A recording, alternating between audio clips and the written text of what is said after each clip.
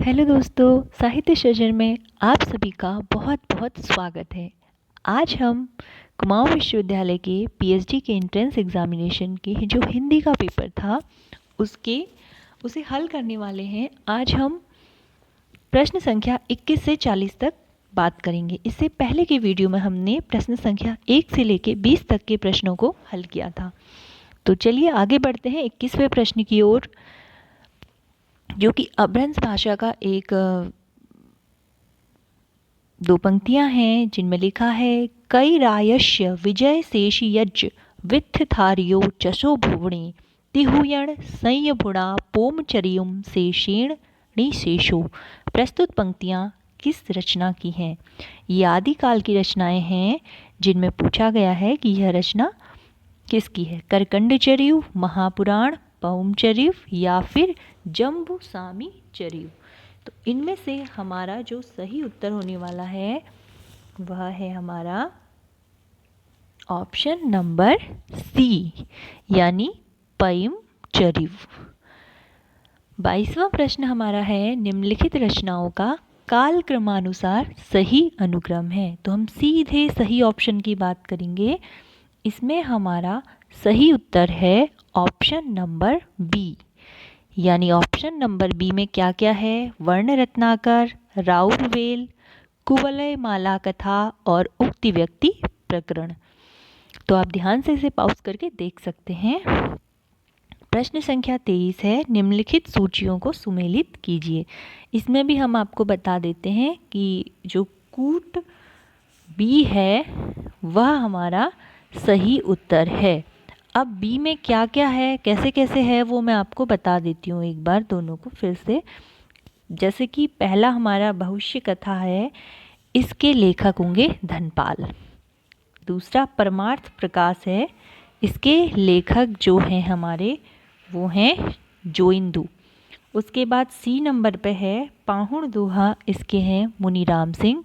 संदेश राशक अब्दुल रहमान। अगला प्रश्न है the modern vernacular literature of Hindustan का प्रथम प्रकाशन वर्ष है। तो प्रथम प्रकाशन वर्ष है ऑप्शन नंबर बी 1988। अगला प्रश्न है हिंदी साहित्य के इतिहास का यह काल विभाजन किया। तो हिंदी साहित्य के काल विभाजन को विभिन्न विद्वानों ने गारसा दत्तासी से लेकर बहुत सारे विद्वानों ने अपने अपने हिसाब से बांटा है। किसी ने वर्णानुक्रम अनुसार, किसी ने ऐतिहासिक क्रम में, किसी ने वैज्ञानिक क्रम में, किसी ने कालानुक्रम के अकॉर्डिंग। तो ये किसका है ये पूछा गया है। तो इसमें हमारा सही उत्तर होगा ऑप्शन बी रामकुमार वर्मा। अब हम देख लेते हैं रामकुमार वर्मा जी ने कैसे बांटा है। उन्होंने संधि काल, चारण काल, भक्ति काल, रीति काल और आधुनिक काल में से बांटा है। सबसे ज़्यादा भागों में बांटा था जॉर्ज ग्रियर्सन ने। अगला प्रश्न है निम्नलिखित में से कौन सी कृति अमीर खुसरो की नहीं है? माफ़ कीजिएगा, यहाँ पर प्रूफ मिस्टेक हो गई है।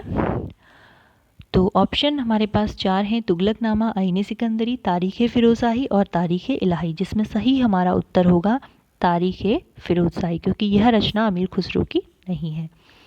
श्याम बरन पीताम्बर बांधे मुरलीधर ना होई, बिन मुरली वो नाद करत है बिरला बूझे कोई। यह रचना किसकी है? तो इसमें भी हमारा सही उत्तर है अमीर खुसरो, यानी पहला ऑप्शन सही है। 28वां प्रश्न है निम्नलिखित में से गलत युग्म का चयन कीजिए।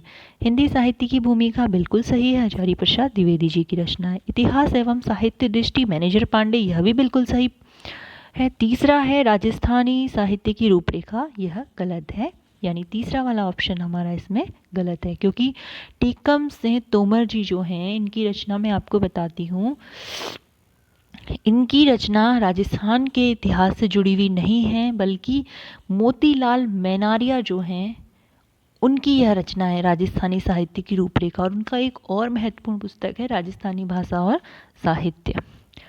प्रश्न संख्या 29 है अपभ्रंश या प्राकृत भाष हिंदी के पद्यों का सबसे पुराना पता तांत्रिकों और योग मार्गी बौद्धों की सांप्रदायिक रचनाओं के भीतर विक्रम की 7वीं शताब्दी के अंतिम चरण में लगता है। यह किसकी मान्यता है? तो यह हमारा सही ऑप्शन है option number B Chandradhar Sharma Guleri, क्योंकि गुलेरी जी ने भी अपभ्रंश साहित्य के ऊपर पे अच्छा खासा काम किया था। अगला हमारा प्रश्न है, राहुल सांकृत्यायन के अनुसार गोरखनाथ का समय क्या है? इसमें हमारा सही उत्तर होगा ऑप्शन सी 845 ईस्वी। अगला प्रश्न है, पाई महावर देन को नाइन बैठी आए फिर जानी महावरी एड़ी भीड़ती जाए। इन पंक्तियों में अलंकार है, तो इसमें होगा हमारा भ्रांतिमान अलंकार। अगला हमारा प्रश्न है, निम्नलिखित रचनाओं में रिचर्ड्स की रचना नहीं है, और ऑप्शन में हमारे पास जो 3 पुस्तकें हैं वो रिचर्ड्स की ही हैं। तो the meaning of minimum, practical criticism, the foundation of aesthetics, ये तीनों ही रचनाएं रिचर्ड्स की हैं। तो जो ऑप्शन डी है हमारा, वो रचना जो है रिचर्ड्स की नहीं है, ये डी वाली। बाकी 3 की 3 उनकी रचना है। अब हम बढ़ते हैं प्रश्न संख्या 33 की ओर। 33 प्रश्न संख्या है हमारी, पेरी इप्सुस के लेखक। ऑप्शन में चारों ही जो दार्शनिक हैं वो पाश्चात्य के हैं, अरस्तु, लॉन्जाइनस, सुकरात और प्लेटो, जिसमें सही उत्तर हमारे पास है लॉन्जाइनस अथवा लॉन्गिनस। शक्ति निपुणता, लोकशास्त्र, काव्यात वेक्षणात, काव्य ज्ञान शिक्षा अभ्यास इति हेतुस्ते दुभ्रवे, यह किसका कथन है? इसमें हमारे पास 4 ऑप्शन है, भरत मुनि, आनंदवर्धन, अभिनव गुप्त और मम्मट, जिसमें सही हमारा उत्तर है ऑप्शन डी मम्मट। काव्य शक्ति और काव्य हेतु, इन सब के बारे में बात की जा चुकी है पहले के वीडियोस में, आप देख सकते हैं। अगला हमारा प्रश्न है, स्थापना और तर्क से रिलेटेड है ये प्रश्न, तो इस पे आप ध्यान दीजिएगा।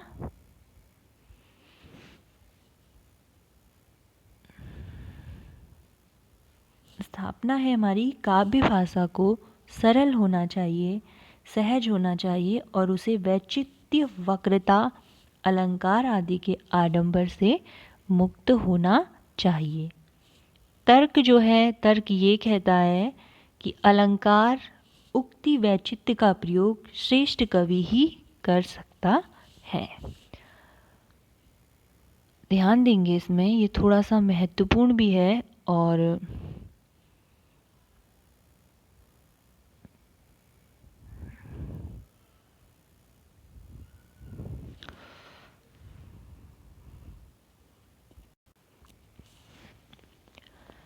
प्रश्न में दोबारा रिपीट कर रही हूँ कि काव्य भाषा को सहज होना चाहिए और उसे वैचित्र्य, वक्रता, अलंकार आदि के आडंबर से मुक्त होना चाहिए। तर्क है कि अलंकार, उक्ति, वैचित्र्य का प्रयोग श्रेष्ठ कवि ही कर सकते हैं। तो इस कूट में हमारा सही कूट होगा ए, और ए है कि ए और आर दोनों ही सही हैं। अगला हमारा प्रश्न है, निम्नलिखित में से कौन सा कथन असत्य है? संप्रेषणीयता का सिद्धांत रिचर्ड्स ने दिया, बिल्कुल सही है। नव्य शास्त्रवाद के प्रवर्तक भूलो माने जाते हैं, यह कथन भी सही है। तीसरा कथन है, एम्परसन ने द न्यू क्रिटिसिज्म नामक ग्रंथ लिखा, और यह कथन जो है हमारा बिल्कुल गलत है, तो इसमें यह प्रश्न सही होगा। तीसरा, त्रासदी की बात हुई है, तो त्रासदी वाला तो अरस्तु का है ही, ट्रेजेडी वाला।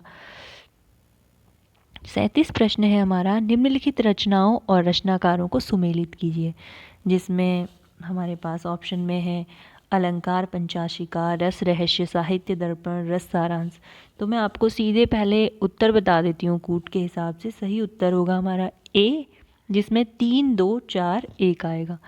यानी अलंकार पंचाशिका जो है वो मतीराम की रचना है, रस रहस्य जो है वह कुलपति मिश्र की रचना है, साहित्य दर्पण विश्वनाथ जी की है, और रस सारांश जो डी नंबर पे है वह भिखारी दास की रचना है। तो इस हिसाब से हमारा इसमें ऑप्शन ए जो है वह सही बन जाता है। अगले प्रश्न की ओर बढ़ते हैं हम, जिसमें लिखा है, मैं साहित्य को मनुष्य की दृष्टि से देखने का पक्षपाती हूँ, जो वाक्जाल मनुष्य को दुर्गति, हीनता और परमुखपेक्षिता से न बचा सके, जो उसकी आत्मा को तेजोक्ति न कर सके, जो हृदय को पर दुख कातर और पर दुख संवेदनशील न बना सके उसे साहित्य कहने में मुझे संकोच होता है। यह कथन किसका है? ऑप्शन है रामचंद्र शुक्ल, अभिनव गुप्त, डॉक्टर नगेंद्र और हजारी प्रसाद द्विवेदी जी, जिसमें हमारा सही उत्तर है ऑप्शन डी, हजारी प्रसाद द्विवेदी जी। अगला प्रश्न है कसौटी के सिद्धांत के प्रणेता कौन है? और ऑप्शन में हमारे पास है ज्यों-पाल सार्त्र, माफ कीजिएगा यहाँ पर सार्त्र है, सार्त्र। ऑप्शन बी है कार्ल मार्क्स, ऑप्शन सी कॉर्लिच, ऑप्शन डी मैथ्यू आर्नल्ड। और सही ऑप्शन हमारे पास है मैथ्यू आर्नल्ड। अगला हमारा प्रश्न है निम्नलिखित में से कौन सी कृति डॉक्टर रामविलास शर्मा की है? तो हमारे पास ऑप्शन में है कवि निराला, आस्था के चरण, भारतीय सौंदर्य शास्त्र और तुलसीदास शब्द रसायन, जिसमें से सही हमारा उत्तर है वह है ऑप्शन नंबर सी, भारतीय सौंदर्य शास्त्र और तुलसीदास। और यह कृति डॉक्टर रामविलास शर्मा की एक अपूर्ण कृति है। तो इस प्रकार आज की वीडियो में हमने 40 प्रश्न संख्या 21 से 40 को पूरा किया। तीसरी कड़ी में हम प्रश्न संख्या 41 से लेकर 60 तक चर्चा करेंगे। तो आप लोग इसकी सभी सीरीज़ से जुड़े रहिएगा और जिन लोगों के लिए यह वीडियो उपयोगी है उन ज़्यादा से ज़्यादा लोगों तक यह पहुँचे, इसके लिए इसे शेयर ज़रूर कीजिएगा। अगर आप चैनल पर नए हैं तो प्लीज़ सब्सक्राइब करके बेल आइकन को दबाना ना भूलिएगा, ताकि सारे न्यू वीडियोस की नोटिफिकेशन समय समय पर आपको मिलते रहे। तो मिलते हैं अगली वीडियो में, तब तक के लिए नमस्कार।